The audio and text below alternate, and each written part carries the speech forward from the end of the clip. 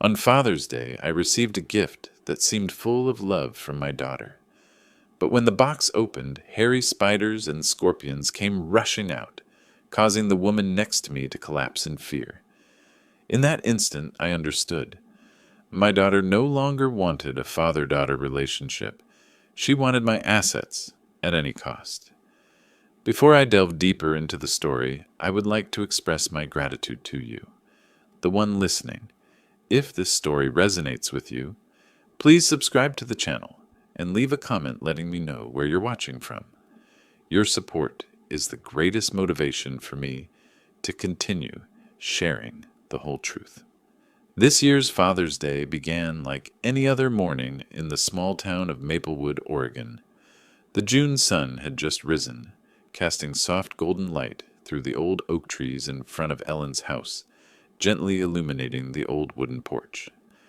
I, Edward Grant, 67 years old, woke early and brought a small bouquet to Ellen's house. Since we'd met, she often invited me for breakfast on special occasions. Her house, just a few streets away from mine, had slowly become a place where I no longer felt so alone. But as I stepped onto the porch, something unusual caught my eye. A neatly wrapped cardboard gift box with a label that read, "To Dad, Happy Father's Day." I paused when she turned and handed the box to me. For years, occasions like birthdays or Father's Day passed in silence. Since the death of my wife, my relationship with my daughter Rachel had become strained, filled with insurmountable gaps. But today before me was a gift with a short, sweet message. Ellen and I placed the box on the living room table. It was a medium-sized box, surprisingly light for its size. I turned it in my hands, listening for any sound inside. Unclear at first, just a faint movement. Just as I was about to open it, Ellen, the woman I had recently gotten to know, frowned and tilted her head, looking closely at the edge of the carton. Ellen lived 2 streets over, a widow like me. We'd met a few times at the farmer's market on weekends, then took occasional walks in the park. Between 2 people who had lost their spouses, a quiet harmony had developed naturally, without many words. She bent down, her fingers lightly touching the edge of the box, and looked at me. "Edward, do you see it?" These tiny holes. I squinted. Indeed, if you didn't look carefully, it was hard to notice.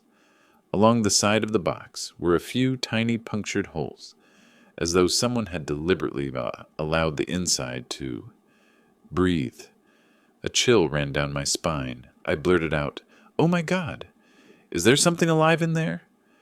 Just as the words left my mouth, a faint rustling sound emerged. At first it was barely audible. Then it grew clearer, eerie, like claws scratching the surface of the paper.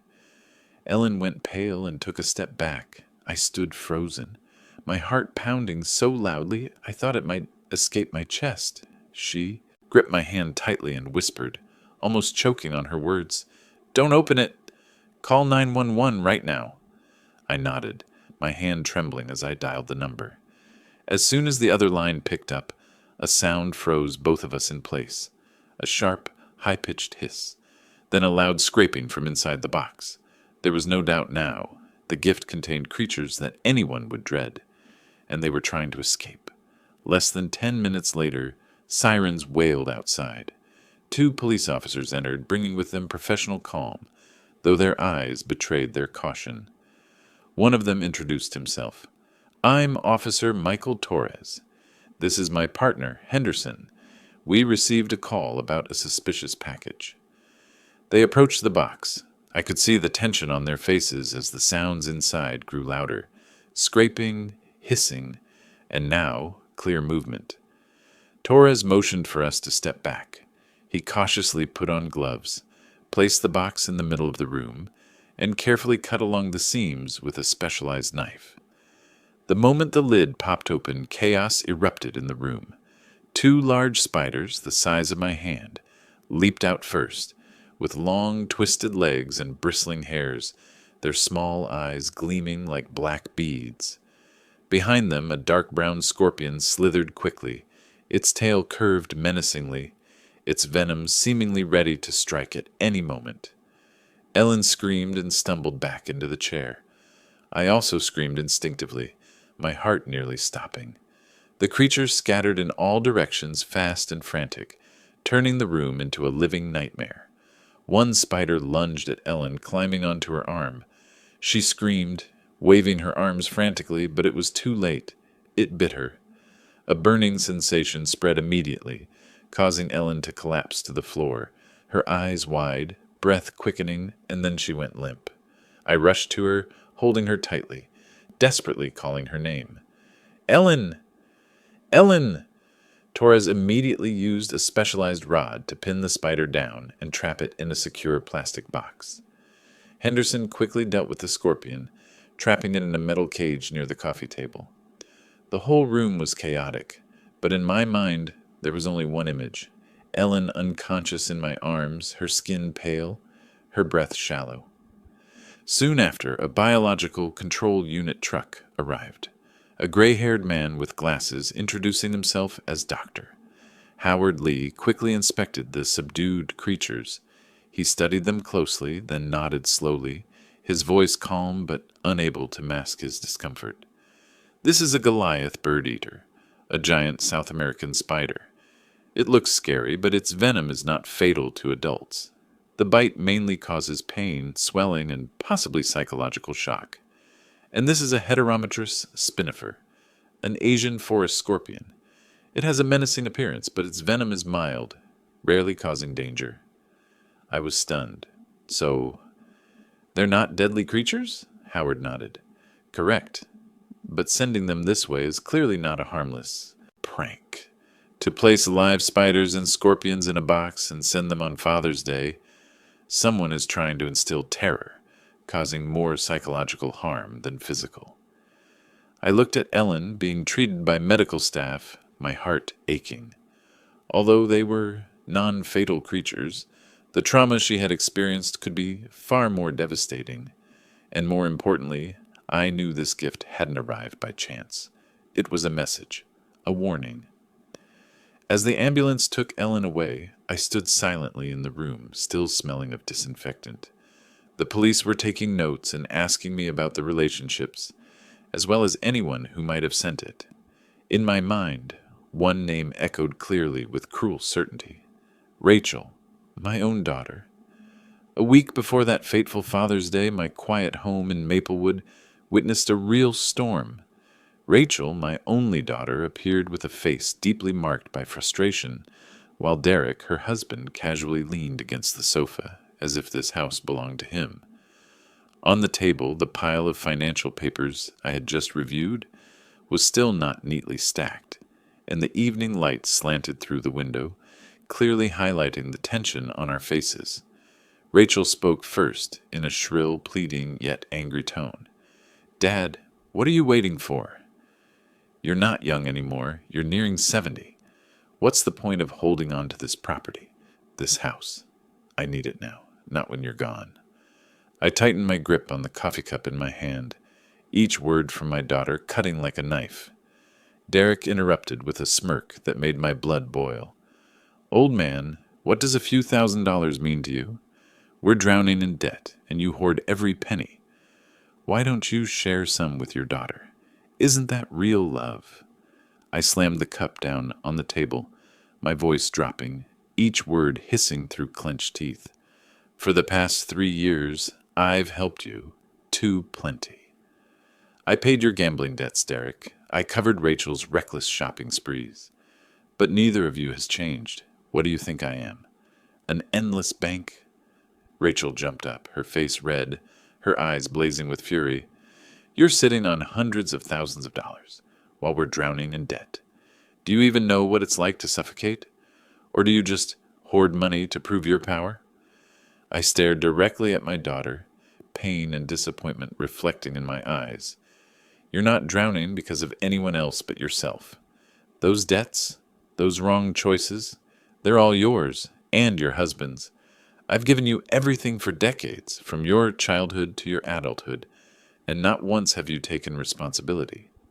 In that moment, I noticed the family picture frame on the shelf had been turned upside down, its glass reflecting the glaring lights like a foggy mirror.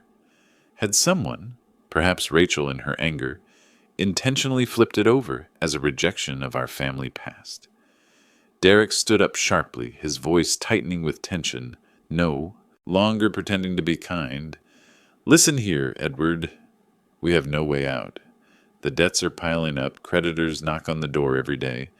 The kids are about to be kicked out of school for unpaid fees, while you sit on a pile of money, living alone in this spacious house, pretending you don't see your own daughter suffering.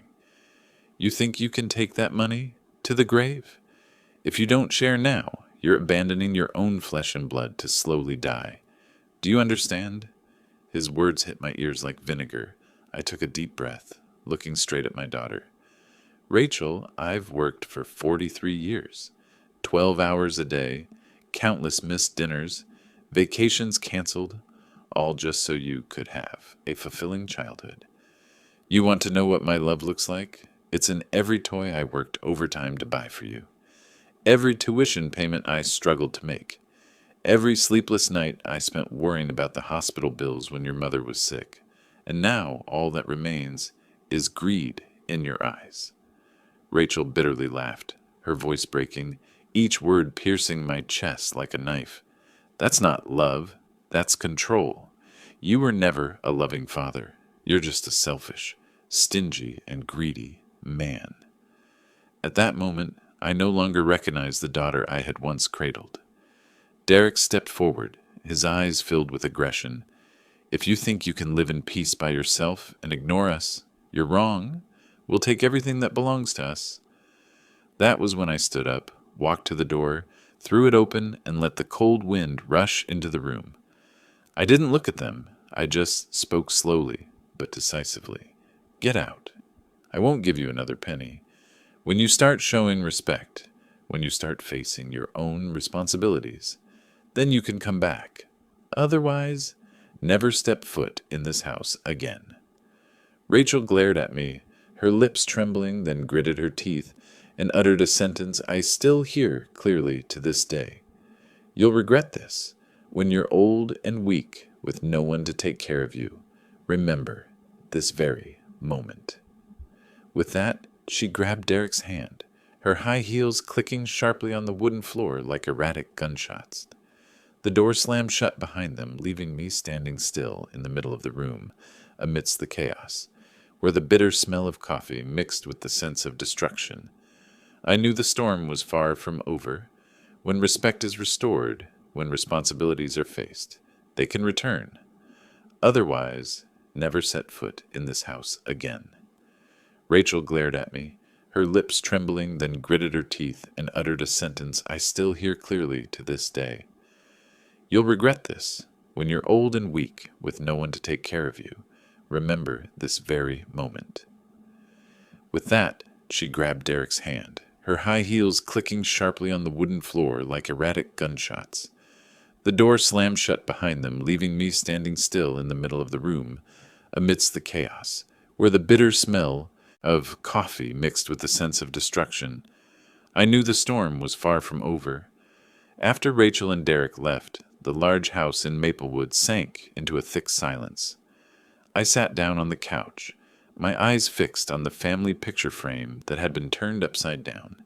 In that picture, Rachel was only 7 years old, sitting on my shoulders at a summer fair. Her toothless grin back then shone brightly like the first light of summer. I still remember that day. It was 35 degrees Celsius, but I carried her around all day so she could see the parade.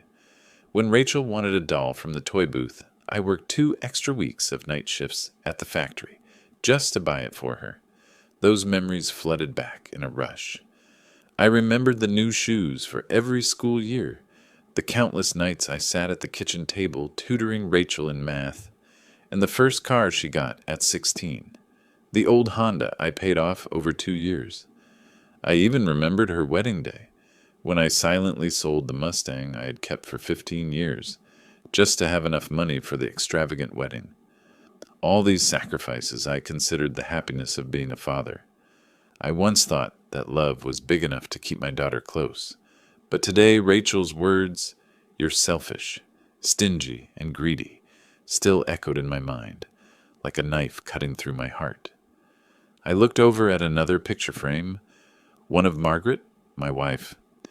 The woman who had been with me through nearly 40 years of life was taken from me by the cruel disease of cancer. I clearly remember the day she lay in her hospital bed, her frail hand gripping mine, whispering, "Darling, live on. Don't stay lonely forever. You deserve someone by your side." When Margaret closed her eyes for the last time, I swore to myself I would never let any woman close to me suffer again. Yet, that very vow became the chain that bound me in solitude for many years, until I met Ellen. One Sunday morning at the farmer's market in the center of town, I saw her picking out apples, laughing softly as she haggled with the vendor about the price.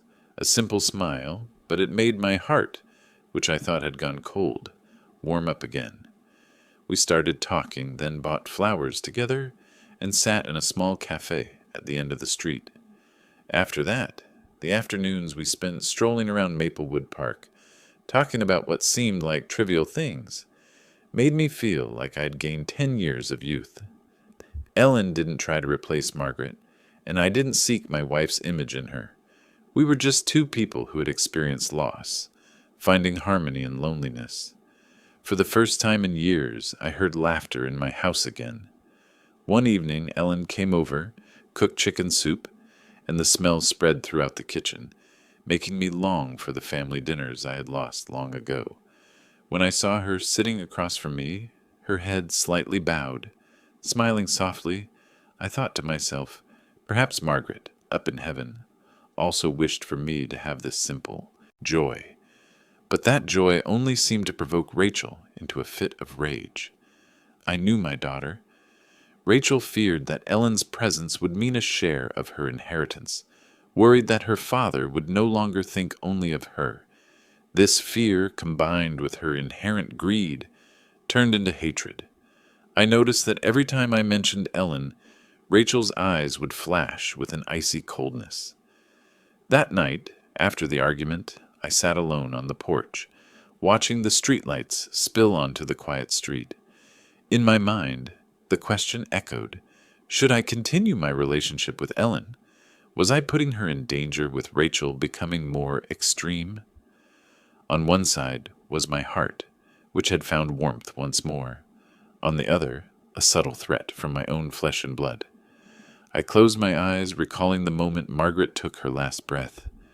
That pain reminded me of my old vow, not to let anyone close to me suffer, but it also pushed me to protect Ellen at any cost.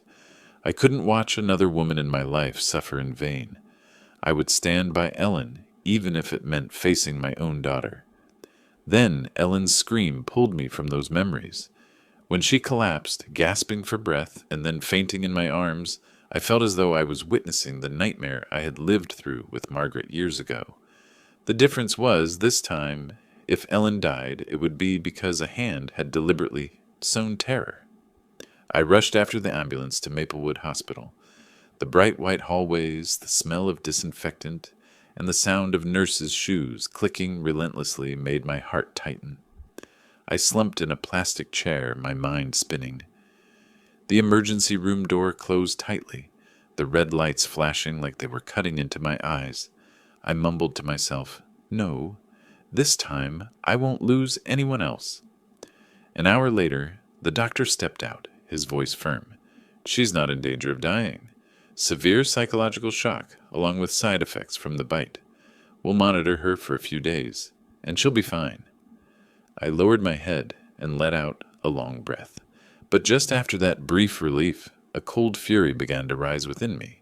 Who had sent the box, and why, on Father's Day?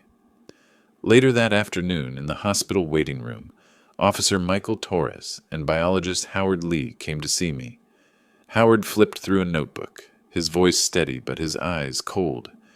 "Mr. Grant, the Goliath bird-eater spider and the heterometrous scorpion are not common. To buy them, one must have money, no exotic animal shops, and of course, know one's address. Do you have anyone in mind?" I swallowed, my eyes fixed on my hands.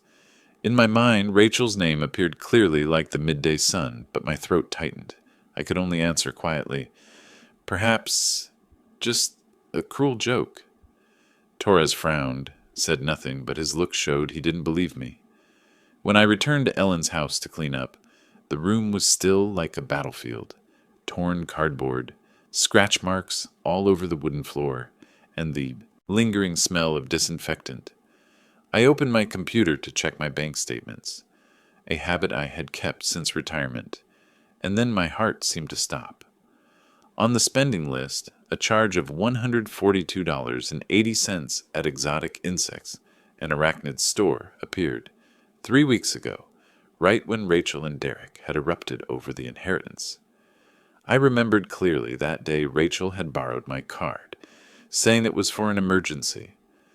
When I saw this charge, I naively thought it was for toys for Lily and Noah, my 2 young grandchildren, but now there was no doubt.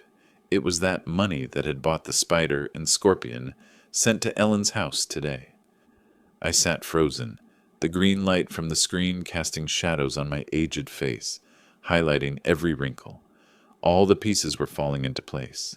The argument, Rachel's cold eyes, Derek's urging, and now the financial trail.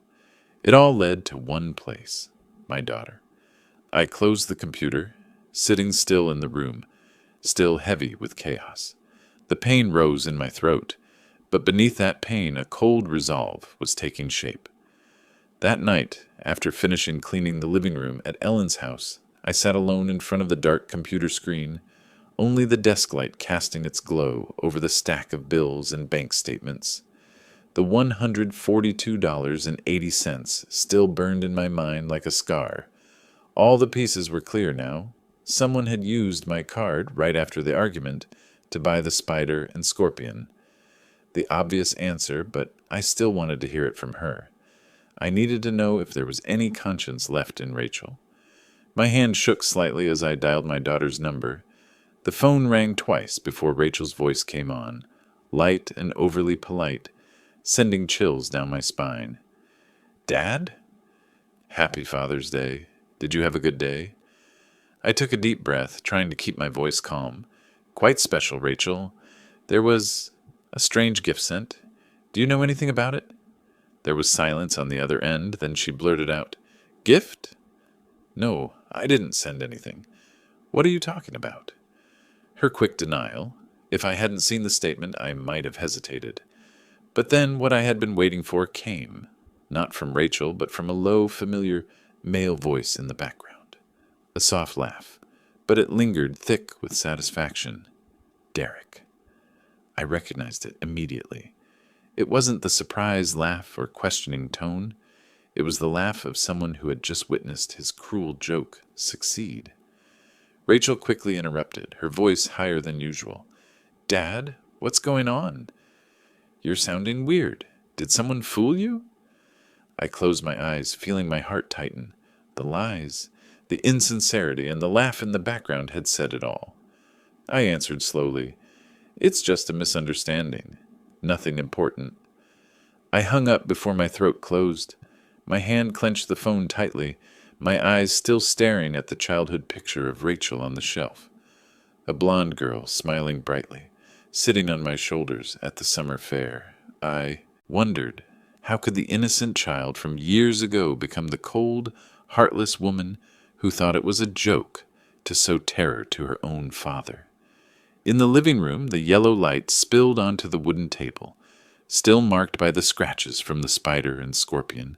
I whispered, just loud enough for myself to hear, "All right, Rachel, I understand now. You've chosen to go against me, so from now on, this is a war." That night, I sat in my small office, the door slightly ajar, the desk lamp casting yellow light over the stack of old files. On the desk, the bank statements were piled high, like silent accusations of the 3 decades I had spent making myself the bottomless wallet for Rachel. The computer screen lit up, and the familiar bank login page appeared. My hand rested on the mouse, shaking slightly, but in my heart there was no hesitation. I remembered Ellen's bite on her arm, her desperate scream, and the laugh of satisfaction I had heard over the phone from Derek. It had all crossed the line. I opened the list of authorized users on my credit card. The name Rachel Grant appeared on the second line. I stared at it for a long time. The two words, Rachel Grant, tied to every memory of her, from her first day of school, the expensive toys, to her first day at college. But now those two words were only symbols of greed and betrayal. I hovered the mouse over the Remove Authorized User option. The screen asked, "Are you sure you want to remove this user?" I took a deep breath, whispered, 30 years, that's enough. Then I clicked, Confirm. A notification appeared. The change will take effect in 1 hour. I moved to the auto payment section. There, a list of regular transactions appeared. $850 sent every month for Rachel's apartment rent, $320 for Derek's car insurance, $90 for Rachel's gym membership, which she called essential for mental health, and many other emergency support payments. I remembered clearly that every time Rachel called with a sobbing voice, I would nod, transfer the money, and tell myself it was the last time. But that last time had stretched out for 30 years. I canceled each payment, one by one. Each time I clicked confirm, it felt like I was loosening an invisible chain that had been tightening around my neck for years. When it was done, the screen displayed a message. All automatic payments have been canceled. I leaned back in my chair, looking up at the ceiling. My heart wasn't chaotic anymore, but filled with an odd stillness, the stillness of someone who had just severed a toxic bond. From now on, Rachel would have to pay for her own rent, take care of her car, and face the unpaid bills. Outside the window, Maplewood was still immersed in the quiet of the summer night. The streetlights cast shadows of the old oaks, and gusts of wind blew through the crack in the door, carrying the scent of damp earth. Somewhere, perhaps, Lily and Noah were sleeping, soundly, unaware that their mother had just single-handedly destroyed the only bridge left connecting this family to the future.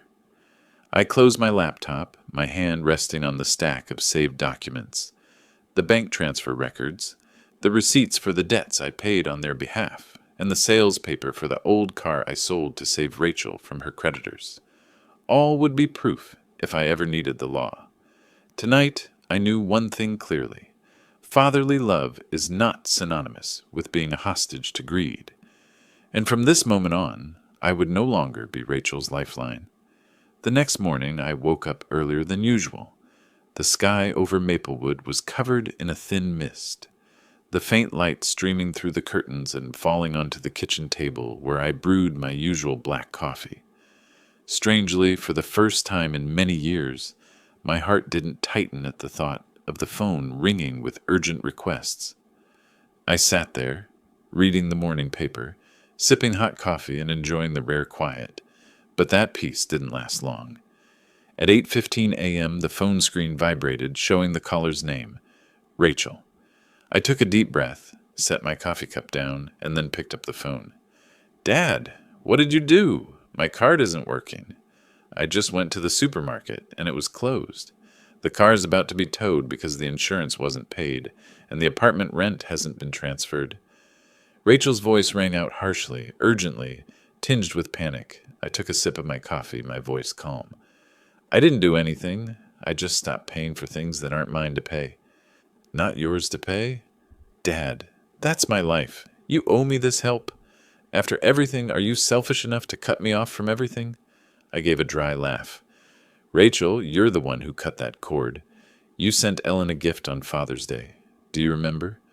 There was a long silence on the other end. I could hear Rachel's breath quicken. If she were innocent, she would have denied it immediately. But instead, just a few seconds later, her voice burst out, filled with fury. "You've lost your mind. Why are you making up stories like this? Are you trying to trap me?" I closed my eyes, keeping my voice low. "If you really didn't do it, why are you so worried?" This time, I heard a noise in the background, a chair scraping, and Derek's mocking laugh. There was no doubt any more. Rachel screamed, her voice high-pitched. It was just a little prank. A prank! You're overreacting as if you're the victim. I just want you to understand that you're not invincible." Those words stabbed straight into my heart. A little prank. To her, locking spiders and scorpions in a box and sending them to Ellen, the only woman who brought laughter to my life after Margaret passed, causing her to faint in fear, was all just a game. I set my coffee cup down, my voice icy. That prank almost took the life of an innocent woman. You haven't just betrayed me, but you've been cruel. To the father who cares. The line was silent. I could imagine Rachel biting her lip, her eyes flashing with anger. Then she lowered her voice, switching to her familiar pleading tone. "Dad, please, I just need you to help one more time. Derek and I are really struggling. Lily and Noah need clothes, school money, food. Don't you dare abandon your own grandchildren." I sighed, cutting her off. "Don't use the kids as leverage anymore. My love for Lily and Noah can't be measured by money. But if you keep using them as a bargaining chip, you're the one hurting them, not me." "You'll regret this," Rachel hissed. "You chose money over family, and when you grow old, you'll be alone." I kept my voice calm but firm. "I didn't choose money, Rachel. I chose the truth. And the truth is, you betrayed me." I hung up, leaving the cold, long beep echoing in the air. On the table, the newspaper was still open to the morning's news, the coffee cup still steaming. But for me, life had entered a new chapter, a chapter where fatherly love was no longer a protective cord, but had become the weapon my daughter used to tighten the grip on me. The next morning, as I brewed a fresh pot of coffee, the sound of an engine roaring outside broke the usual quiet of Maplewood. I glanced through the window and immediately recognized Derek's familiar gray SUV. It sped into my yard like an injured animal, slamming the brakes and kicking up a cloud of dust. The car door flew open and Rachel stepped out, her face flushed, hair disheveled as if she had been screaming the entire way. Derek followed closely behind, his broad shoulders and heavy steps ready to charge at any moment. The doorbell rang incessantly, turning into a loud pounding. I took a deep breath, opened the door, and kept my voice steady. "What do you want?" Rachel nearly rushed in, her eyes blazing. "You cut off my card. You stopped all support." "Do you know how screwed we are? Lily and Noah can't even go to school, and here you are, sitting, drinking coffee, acting like nothing's wrong." I stood in the doorway, blocking their entry. "Yes, I stopped. Because I no longer want to support your selfishness and cruel games."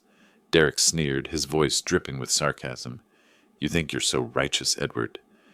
You're old. You won't live much longer.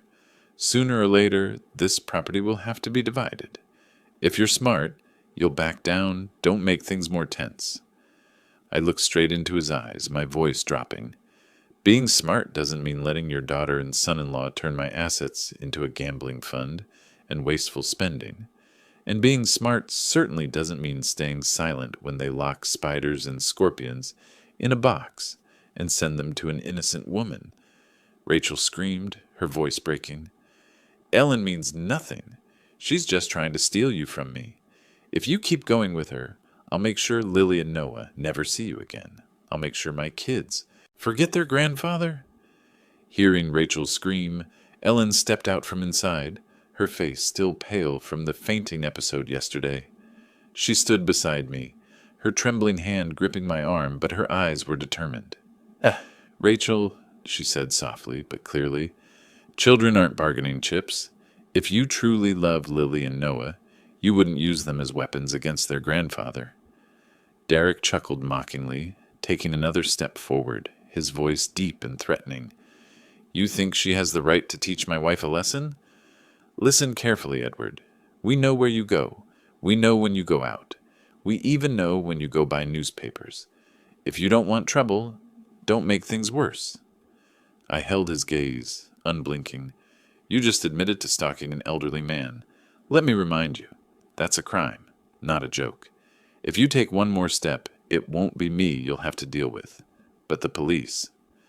Rachel yanked Derek back, her eyes blazing. You'll regret this. You'll die alone in this house, and the property will still belong to me. Don't think you've won." I simply shook my head. I don't need to win, Rachel. I just need to protect myself and the woman I love.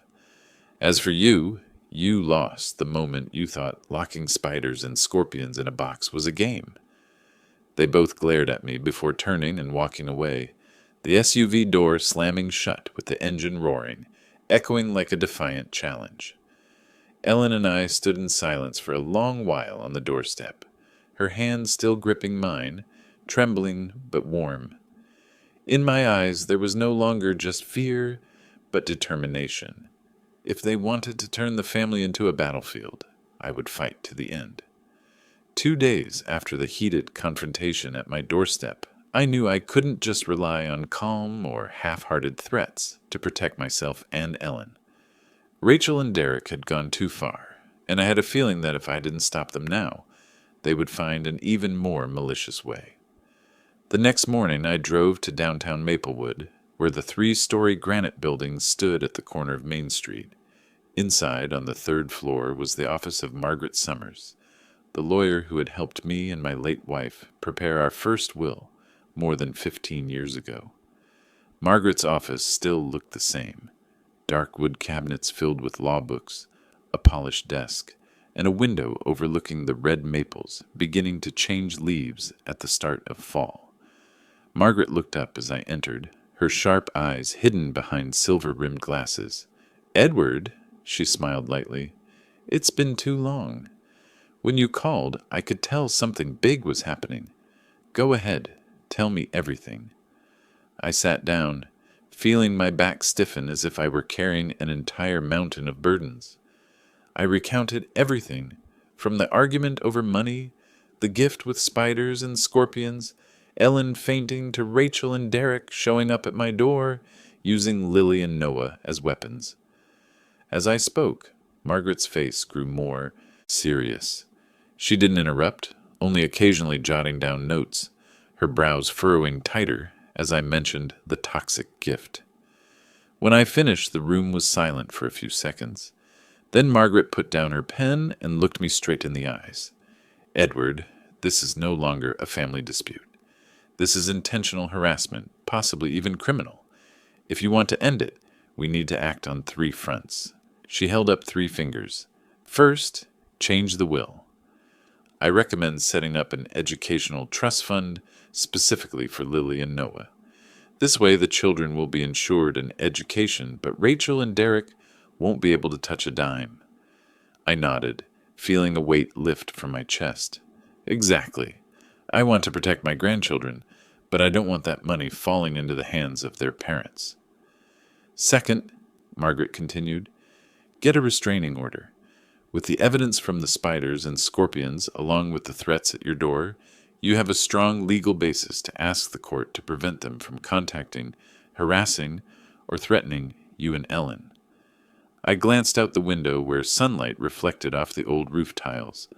The thought that I needed the law to protect myself from my own daughter hurt, but it was an undeniable truth.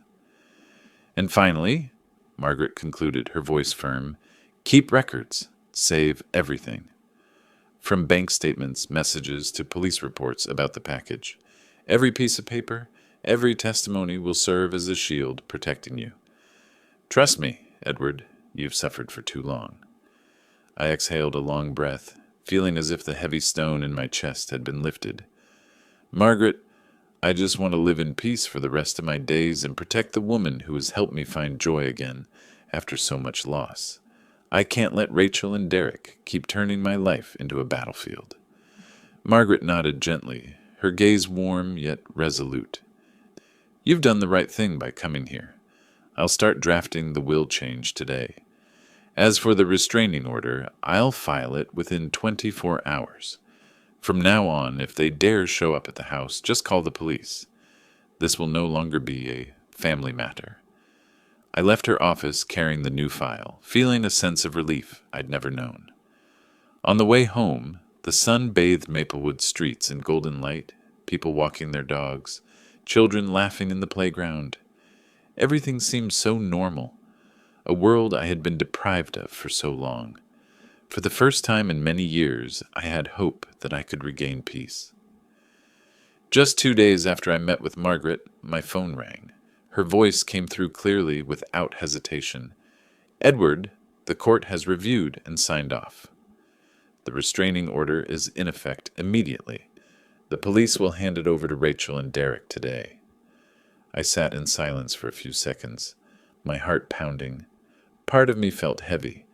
I never thought the day would come when my own daughter would be legally prohibited from contacting her father, but another part, deep inside, felt an odd sense of relief. Finally, justice had entered the battle I had been enduring alone. That afternoon, I received a second call, this time from Officer Torres, who had been present when Ellen was bitten. His tone was serious. "Mr. Grant, I want to reassure you. At 2:15 p.m., Rachel Grant and Derek Moore were served the restraining order, along with a copy of the changes to the will. From now on, if they appear within 300 feet of your or Mrs. Ellen's home, it will be a violation of the law. You just need to call us." I nodded faintly, thanked him, then sat back down in the empty living room. Beside me, Ellen placed her hand on mine, giving it a light squeeze. "You did the right thing, Edward. I know it hurts you, but it's the only way to ensure peace for both of us." As we sat together, the world outside Maplewood still seemed strangely normal. Children riding bikes down the street, the church bell tolling at 3 p.m., the smell of freshly cut grass in the breeze. I sipped the tea Ellen had just poured, and my heart swelled with a rare kind of stillness, something I had forgotten for years. But that serenity didn't last long. At 6 p.m., the phone rang again. I hesitated for a moment before answering. Margaret's voice came through, calm but with a hint of concern. "Edward, brace yourself. People like Rachel and Derek rarely accept defeat easily. The restraining order won't change them, but it will bind them within the confines of the law. From now on, any behavior that crosses the line will be evidence against them." I thanked her, then stood up and stepped onto the porch. The sunset bathed the town in red, casting long shadows of the old oaks across the lawn. I knew the real storm was far from over. Rachel and Derek had just received the harshest family sentence, excluded from the will, cut off from financial support, and now barred from approaching their father. With their volatile and greedy nature, I knew they wouldn't sit quietly. I took a deep breath and turned to Ellen, the one who had patiently stood by me through every ordeal. "We need to prepare. This isn't over yet." Ellen nodded, her eyes briefly sad but full of resolve. "I'm here, Edward. We'll face it together." Inside me, a sorrow built up, but there was also a sharp clarity. From now on, Rachel's every move wouldn't be part of the ambiguous love between father and daughter, but would be documented on paper in court records as evidence of her own wrong choices. 2 days after the restraining order went into effect, my house in Maplewood seemed to have regained the peace it once had. In the morning, Ellen and I walked around the town park, admiring the rows of lavender blooming purple along the paths. In the afternoon, we went to the farmer's market, bought a few baskets of ripe tomatoes, and chatted with longtime friends. In the evening, we sat on the porch, Ellen knitting and I writing the paper, while the sound of cicadas hummed into the scent of wild grass in the summer breeze. In that moment, I thought, perhaps, after everything, I had finally found the peace I had lost for so long. No more phone calls demanding money, no more angry knocks on the door, no more using my grandchildren as pawns. Just me, Ellen, and the serenity of a small town, where two old people found comfort in each other. Yet deep inside, I knew this silence was unnatural. Rachel had never been one to give up easily. From the time she was little, every time she was denied a toy, she would cry and scream until she got it. As an adult, that habit had turned into tearful phone calls, harsh accusations, and debts I was always left to pay.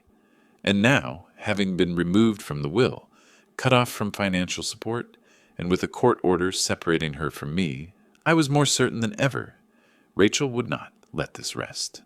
On the third afternoon, as I was watering the small garden in front of the porch, Ellen came out with a cup of hot tea. She handed it to me, speaking softly. "Edward, have you noticed?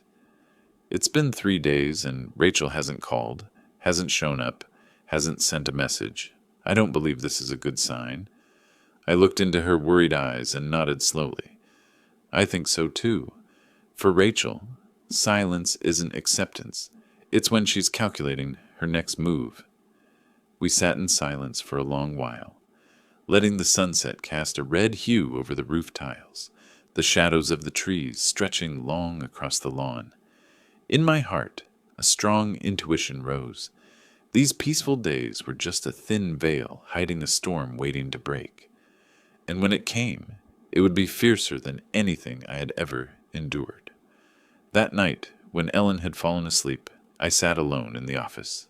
On the desk, the legal file Margaret gave me was still open. I flipped through the pages, looking at the signatures, the court stamps. They were my legal shield, but I knew the law could only stop so much. What I was facing was not just greed, but my own daughter's blind hatred. Outside, the wind howled through the oak trees like a warning. I whispered in the dark, "If this is the calm before the storm, then I'll be ready." At the back of the pews, Rachel sat with Derek, her face soaked in fake sorrow. I could clearly hear every whisper they deliberately let escape loud enough to spread. "My father has abandoned his own daughter. He's cut off his grandchildren. We have no money for Lily and Noah's tuition."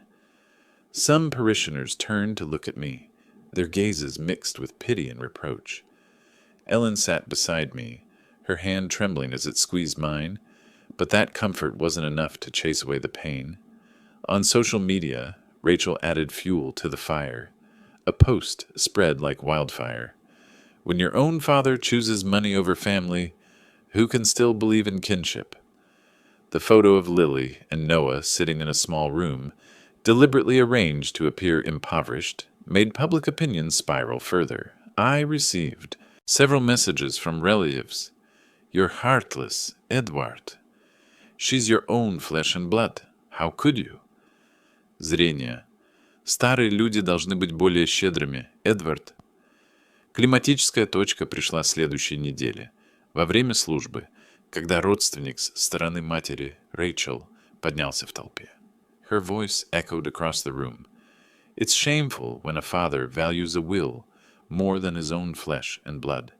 While his grandchildren go without, he sits on a pile of money, indifferent to his own family. The whispers grew louder. A few glances turned sharply toward me, shaking heads and murmuring words I never thought I would hear from the familiar community. "He's so greedy. He's not worthy to be a father." Ellen bit her lip, her eyes red. I saw her trying to hold back tears, but as we stepped out of the church, the tears fell freely. A relative even stepped forward, pointing a finger at her face, hurling cruel words. "You're the one who drove a wedge between father and daughter. You're the one who made him turn his back on his own child. You're the greedy intruder." Ellen trembled, and I, my heart burning with anger. That night, my small house was drowned in silence. Ellen sat on the sofa, her eyes vacant, while I sat in my office. On the desk were the files I had quietly kept all these years. Bank statements with dozens of transfers to Rachel, credit card bills I paid for Derek, the document for the old car I sold to pay off my son-in-law's gambling debts, and on top, the new will Margaret had just finalized, along with the trust fund documents for Lily and Noah. I picked up each sheet of paper, feeling as if I were flipping through 30 years of my life. All the love, sacrifice, and blind indulgence that had now become a weapon turned against me. Rachel could cry, lie, or twist the truth, but black and white paper didn't lie. The next day I invited a few relatives over. When they entered, I didn't say much, only quietly placed the photocopied files in front of them. My voice was slow, each word carving deep. This is the truth. For 30 years I paid debts, sold property, and worked tirelessly so my daughter wouldn't fall into ruin.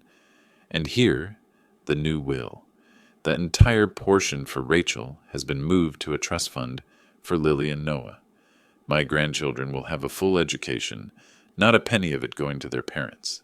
That's the love of a grandfather. And as for the claim that I've abandoned my flesh and blood, no, I've just refused to further feed greed and cruelty. The room fell silent. No more whispers, just the soft sound of paper being turned. A few relatives lowered their heads, their gazes embarrassed for having believed Rachel. An elderly relative in the corner, who had been reproaching me earlier, slowly nodded. "Edward, I was wrong to blame you." Ellen sat beside me, her eyes still brimming with tears, but this time they were tears of relief. She took my hand, whispering, "You've regained your dignity. No one can slander you anymore." I nodded lightly, but deep inside I knew this act would only pour more fuel onto Rachel's hatred. The evidence was laid bare. Her lies no longer had a place to hide. And when a greedy person is exposed in front of their own family, they would fight back harder than ever. I looked out the window, the sunset over Maplewood glowing like fire. Inside me, a cold feeling rose. The real storm was coming, and this time it would decide everything. News of my public disclosure of the new will spread quickly through Maplewood, like a spark falling into a can of gasoline. The photocopies I left for the relatives shattered the facade Rachel had built all this time. Everyone could see, everyone knew the truth. Rachel was no longer the poor victim she had portrayed, but someone who had drained her elderly father, and the entire inheritance being cut off, moved into the trust fund for Lily and Noah, was like slamming the only door Rachel and Derek had been clinging to. I knew they wouldn't sit idly by, and sure enough, just 3 days later, as the sunset still lingered on the oak trees in front of the house, the sound of a gray SUV engine roared outside. Ellen placed her hand on my arm, her eyes filled with concern. "Edward, this time they're not here to talk." Rachel jumped out of the car, her hair wild, face flushed like someone out of their mind. Derek followed closely behind, shoulders stiff, fists clenched as if ready to attack. Their voices rang out across the empty street. "How dare you slander me in front of our relatives? You think those papers will make everyone side with you? You've betrayed me, and you'll pay for it." I stepped onto the porch, my voice deep but calm. "Rachel, you're the one who betrayed me. Those papers only expose the truth, and the truth cannot be denied." Derek stepped forward, pointing directly at me. "Old man, we'll take back what's ours one way or another." Ellen stood behind me, her voice trembling but strong. "Both of you, leave now. This is no longer a family matter. It's a crime. You're threatening an elderly man in his own home." The commotion made some neighbors peek out to see. Rachel realized this, and her voice grew louder, almost turning the place into a street trial. "This is my father. My father has abandoned his own flesh and blood, letting the children suffer. He's not even human." But this time, I didn't step back. I looked straight at her, my voice loud enough for the neighbors to hear. "You want to know the truth? Here, I've paid Derek's gambling debts, Rachel's credit card bills, covered the apartment, car, insurance, for more than 10 years. And now I choose to protect Lily and Noah with a trust fund so they won't grow up in the shadow of greed. That's the love of a grandfather. And here is the truth about my daughter." The air seemed to shatter. Rachel screamed. Derek lunged toward me, but the flashing blue and red lights outside immediately illuminated the street. 2 police cars slammed to a halt in front of the yard. Officer Torres stepped out, his voice firm. "Rachel Grant, Derek Moore, you have violated the restraining order. You are under arrest for threats and harassment." The sound of handcuffs snapping echoed, ending the chaotic scene. Derek continued cursing, Rachel cried, but this time no one believed her tears anymore.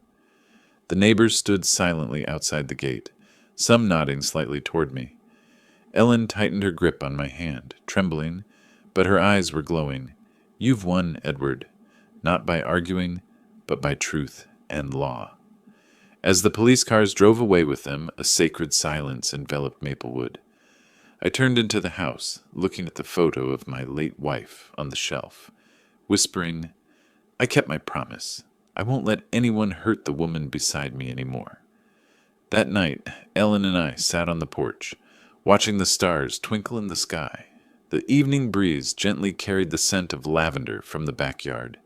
For the first time in many years, I felt free, no longer a shadow being drained, slandered, or threatened.